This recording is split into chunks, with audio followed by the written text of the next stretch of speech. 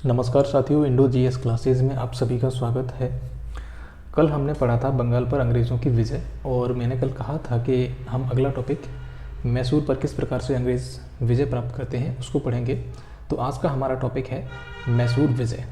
ठीक है, जो मेन टॉपिक चल रहा है ब्रिटिश साम्राज्य का विस्तार, उसके अंतर्गत ही ये टॉपिक है मैसूर विजय। तो हम इस टॉपिक को पढ़ने से पहले कल क्या पढ़ा था वो समझ लेते हैं, क्योंकि वो समझना बहुत ज़रूरी है। अगर रिवीजन नहीं किया तो हमें पिछली बातें याद नहीं रहेंगी। ठीक है, तो कल हमने बंगाल पढ़ा था। बंगाल में जो मुर्शिद कुली खां था, इसको 1717 में फर्रुखसियर ने नियुक्त किया था और इसको सूबेदार बनाया गया था 1717 में। ठीक है, इसके बाद इसका बेटा बनता है अलीवर्दी खां। अलीवर्दी खां नवाब बनता है। इसने यूरोपियों की तुलना मधुमक्खियों से की। किससे की? मधुमक्खियों से इसने यूरोपियों की तुलना की, और इसने जो मुग़ल साम्राज्य था उसको जो राजस्व जाता था वो देना बंद कर दिया था। इसके बाद आता है सिराजुद्दौला। सिराजुद्दौला अलीवर्दी खां की छोटी बेटी का पुत्र था, क्योंकि अलीवर्दी खां के कोई भी बेटा नहीं था, इसलिए ये छोटी बेटी का पुत्र ही अगला बंगाल का नवाब बना। इसके टाइम पर प्लासी का युद्ध होता है 1757 में। प्लासी के युद्ध में हमने पढ़ा था ब्लैक होल कांड और अलीनगर की संधि। ठीक है, अलीनगर की संधि किसके बीच में हुई थी? क्लाइव और सिराजुद्दौला के बीच में। ठीक है, इसमें मीर जाफ़र, अमीर चंद, मणिक चंद, जगत सेठ, राय दुर्लभ, इस प्रकार के जो व्यक्ति थे, इन्होंने इस नवाब के खिलाफ में षड्यंत्र किया था। इसके बारे में भी हमने जाना था। प्लासी के युद्ध के पश्चात सिराजुद्दौला की मृत्यु हो जाती है, और उसके बाद अंग्रेज़ मीर जाफ़र को बंगाल का नवाब बना देते हैं। मीर जाफ़र बंगाल का नवाब बन जाता है। ये कठपुतली नवाब था, मतलब अंग्रेज़ों के इशारे पर इसको काम करना पड़ता था।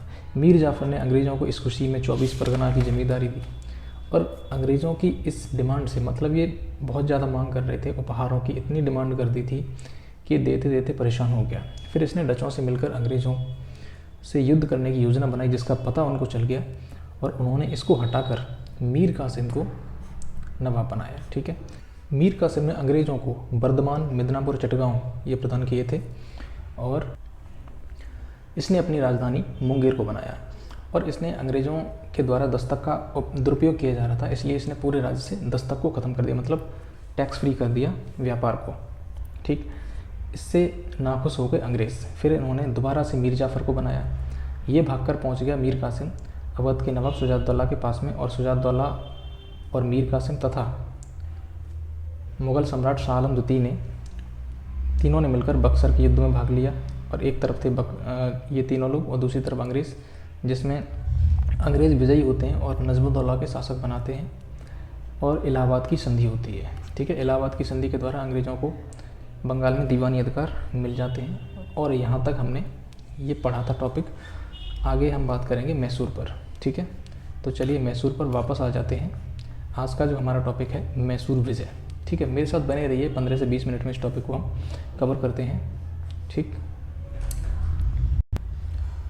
देखिए, दक्षिण भारत में अपने एक साम्राज्य सुना होगा, विजयनगर साम्राज्य। विजयनगर साम्राज्य के पतन के पश्चात, मतलब उसका पतन कब हुआ था? तालीकोटा का एक युद्ध हुआ था, उसके पश्चात विजयनगर साम्राज्य का पतन होगा। और विजयनगर साम्राज्य के खंडहरों पर कई सारे छोटे छोटे राज्य बन गए थे। ठीक है, कई सारे छोटे छोटे राज्य बन गए थे, उन्हीं में से एक था मैसूर।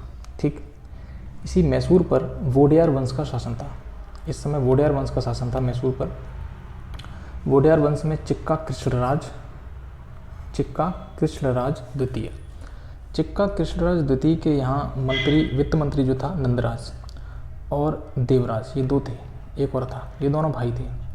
यही पूरा शासन देखते थे, वित्त मंत्री नंदराज और देवराज। इस नंदराज के यहाँ पर हैदर अली,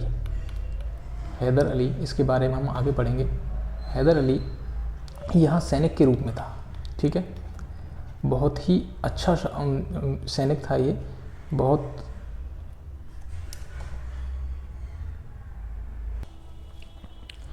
अब चलिए हैदर अली के बारे में जान लेते हैं हम। ठीक है,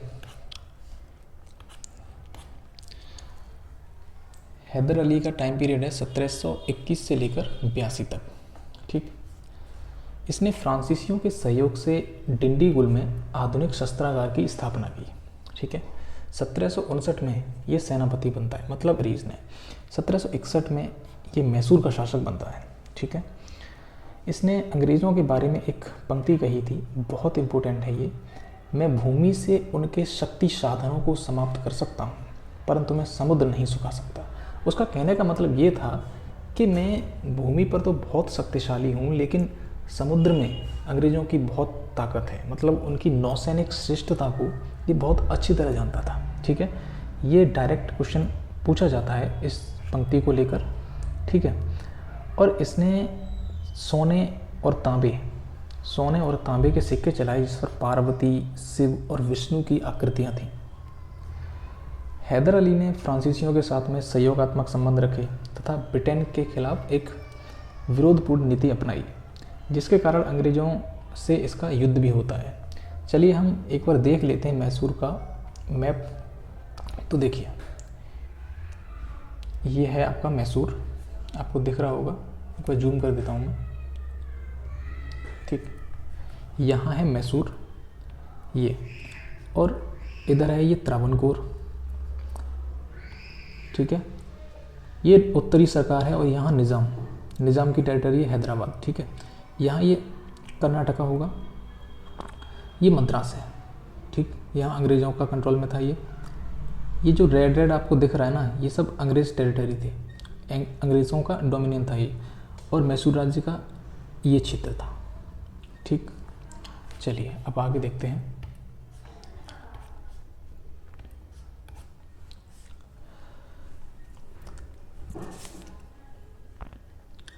अंग्रेज़ों से दरअसल इसके अच्छे संबंध नहीं थे हैदर अली के, और अंग्रेज़ भी बंगाल में अपनी सफलता के पश्चात भारत में और ज़्यादा क्षेत्र विस्तार करना चाहते थे। वो और ज़्यादा महत्वाकांक्षा इन्होंने पाल रखी थी, इसलिए इन्होंने षड्यंत्र प्रारंभ कर दिया मैसूर में इन्होंने हैदर अली के खिलाफ षड्यंत्र प्रारंभ कर दिया, और जो निज़ाम है ना, निज़ाम को इसके खिलाफ युद्ध करने के लिए भड़काने लगे।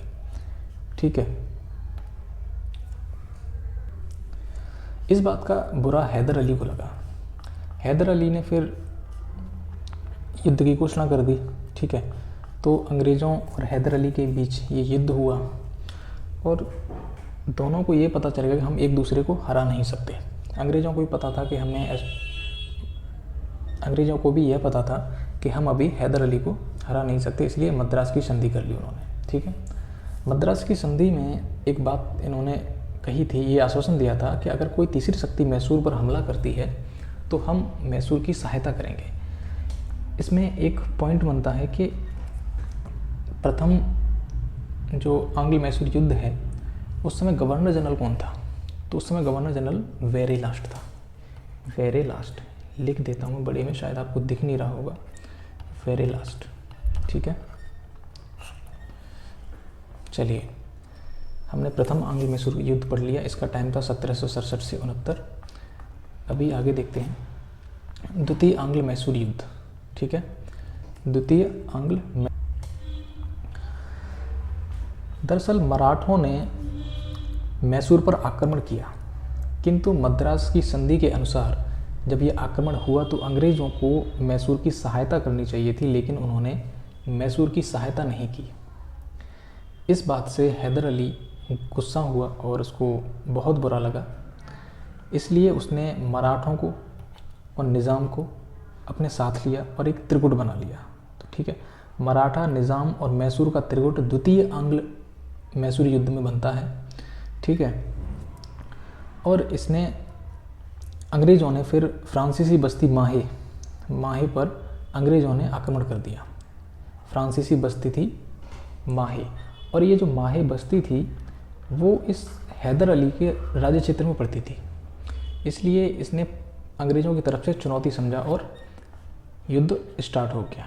ठीक है, इस युद्ध में हैदर अली मारा जाता है। उसके बाद उसका बेटा टीपू सुल्तान ने युद्ध जारी रखा। ठीक है, टीपू सुल्तान बहुत शक्तिशाली योद्धा था और अंग्रेज़ भी कम नहीं पड़ रहे थे, मतलब दोनों ही एक दूसरे का सामना न करने की स्थिति में थे। ना तो टीपू अंग्रेज़ों को हरा सकता था, ना ही अंग्रेज़ टीपू सुल्तान को हरा सकते थे। इसलिए इन्होंने मंगलौर की संधि की 1784 में। 1784 में द्वितीय आंग्ल मैसूरी युद्ध के समय मंगलौर की संधि होती है। इस संधि के तहत एक दूसरे के राज्यों को लौटा दिया गया था। मतलब जो भी इन्होंने आपस में भूभाग जीत लिए थे लड़ाई के दौरान, वो सब वापस कर दिए, ठीक है। और इस समय गवर्नर जनरल जो था वारेन हेस्टिंग्स। देखिए, गवर्नर जनरल और संधि कौन सी हुई, ठीक, और कौन सा मैसूर युद्ध था, इस बात को याद रखना। ये 2-3 पॉइंट ही इन युद्धों में इम्पोर्टेंट होते हैं एग्जाम के पॉइंट ऑफ व्यू से, ठीक है। चलिए आगे देखते हैं। तृतीय आंग्ल मैसूर युद्ध। देखिए, तृतीय आंग्ल मैसूर युद्ध का जो टाइम है 1790 से 92, ठीक है। अंग्रेज जो थे वो बहुत छल करते थे। इन्होंने क्या किया कि जो मैसूर था उसके पास में हैदराबाद का निज़ाम भी था, तो निज़ाम को इन्होंने इस तरीके से भड़काया कि टीपू के खिलाफ वो युद्ध करने को तैयार हो जाए। और उन्होंने उसके पत्र भी लिखा निज़ाम के लिए अंग्रेज़ों ने कि आप टीपू पर हमला कीजिए, और उसको रेडी भी कर लिया था। टीपू को ये बात बुरी लगी और उसने इस बात को सीधा मंगलौर की संधि का उल्लंघन माना, क्योंकि मंगलौर की संधि जो द्वितीय आंग्ल मैसूरी युद्ध के समय हुई थी उसमें अंग्रेज़ों और मैसूर ने वायदा किया था कि एक दूसरे की सहायता करेंगे, ठीक है। तो इससे गुस्साए टीपू ने अंग्रेज़ों के मित्र राज्य त्रावणकोर पर हमला कर दिया। अंग्रेज़ों का मित्र राज्य था त्रावणकोर, उस पर हमला कर दिया। और इस युद्ध में अंग्रेज़ों ने मराठा, निज़ाम, इन 3 का गुट बना। किन किन का गुट बना? मराठा, दूसरे थे निज़ाम, ठीक, और तीसरे थे अंग्रेज़। एक तरफ ये 3 थे, दूसरी तरफ जो था वो टीपू सुल्तान था, ठीक है। तो इसमें ये त्रिगुट बनता है तृतीय मैसूर युद्ध में। इस युद्ध में टीपू सुल्तान हार जाता है और उसके पश्चात श्रीरंगपट्टनम की संधि होती है, जिसमें टीपू का जो राज्य होता है वो आधा राज्य, पूरा राज्य नहीं लिया, देखिए आधा राज्य लेते हैं, आधा राज्य हड़प लिया जाता है और उसके 2 पुत्रों को बंधक बना लिया जाता है, ठीक है। आधा राज्य इसलिए लिया कि अंग्रेज़ अगर पूरा राज्य ले लेते तो फिर इसमें जो 3 लोग हैं, मतलब 2 लोग मराठा और निज़ाम, इनको भी बांटना पड़ता, और इनको जब बांटना पड़ता तो ये और ज़्यादा शक्तिशाली हो जाते। इसलिए इन्होंने, अंग्रेज़ों ने इनको भी शक्तिशाली ना बनाया, बल्कि इनको भी कम कम मिला और आधा राज्य टीपू सुल्तान के पास रह गया, ठीक है। इससे रिलेटेड एक जो क्वेश्चन आता है वो है, इस समय गवर्नर जनरल कॉर्नवालिस था। तो ये सब आइडिया जो था आधा राज्य देने का, ये सब कॉर्नवालिस का था, ठीक है। तो इसमें एक कॉर्नवालिस ये पॉइंट हो गया। कौन सी संधि हुई थी? श्रीरंगपट्टनम की संधि। ये 2 पॉइंट याद रखिए, ठीक है। और ये भी आ जाता है, 2 पुत्रों को बंधक बना लिया था। अब हम आगे देखते हैं चतुर्थ आंग्ल मैसूर युद्ध, ठीक है। यह है चतुर्थ आंग्ल मैसूर युद्ध। इसका टाइम पीरियड है 1799। दरअसल टीपू सुल्तान एक बहुत स्वाभिमानी शासक था। उसके साथ श्रीरंगपट्टनम की संधि, जो कि एक बहुत अपमानजनक संधि थी, जिसमें उसका आधा राज्य ले लिया और उसके बावजूद उसके 2 बेटों को बंधक बना लिया, वो अपना इस अपमान को बर्दाश्त नहीं कर सका।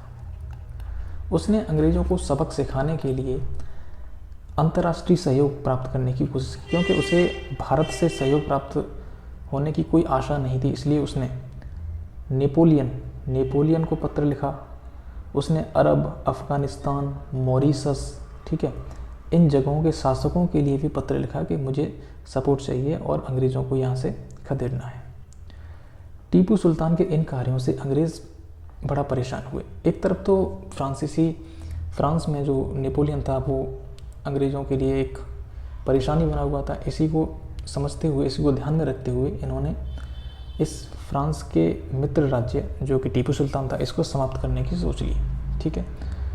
और इन्होंने टीपू सुल्तान को युद्ध में पराजित कर दिया।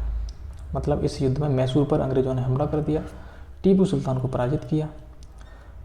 उसके बाद टीपू ने भागते हुए श्रीरंगपट्टनम के किले में शरण ली। दरअसल वो भागा नहीं था, एक सेल्फ डिफेंस के रूप में वो श्रीरंगपट्टनम के किले में पहुंच गया और वहां अपने किले की रक्षा करते करते वो शहीद हो गया, ठीक है।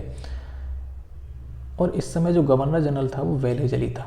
वेलेजली ने क्या किया कि मैसूर के छोटे से भाग पर वोडेयार वंश के 2 वर्षीय शासक, अब 2 वर्षीय शासक मतलब उसकी एज 2 साल थी, मतलब बच्चा था, उसको गद्दी पर बैठा दिया। उसका नाम क्या था?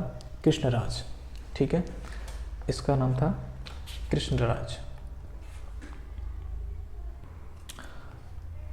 अब चलिए हम ज़रा टीपू सुल्तान के बारे में कुछ एक्स्ट्रा जानकारी और ले लेते हैं, जो कि एग्ज़ाम में कई बार पूछी जाती है। ठीक है, इसको भारत में रॉकेट तकनीक का खोजकर्ता माना जाता है। भारत में रॉकेट तकनीक का खोजकर्ता माना जाता है। ये जैकोबियन क्लब का सदस्य था। क्वेश्चन में आए निम्न में से जैकोबियन क्लब का सदस्य कौन था?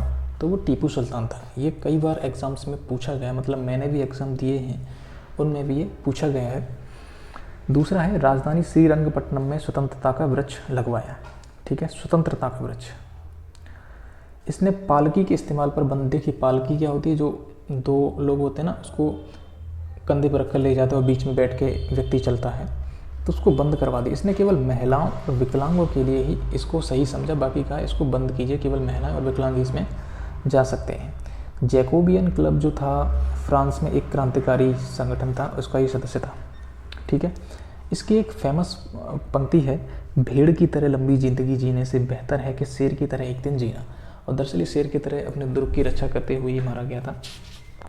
ठीक है, तो चलिए इसी के साथ हम अपनी इस क्लास को ख़त्म करते हैं और अगला जो टॉपिक हम पढ़ेंगे मराठा पर। ठीक है, मराठों पर अंग्रेज़ों ने कैसे विजय प्राप्त की। ठीक है, ये नेक्स्ट वीडियो में हम पढ़ेंगे। तब तक के लिए धन्यवाद। अगर आपको वीडियो अच्छा लगा हो तो चैनल को सब्सक्राइब करें और वीडियो को लाइक करें तथा शेयर कर दें। धन्यवाद।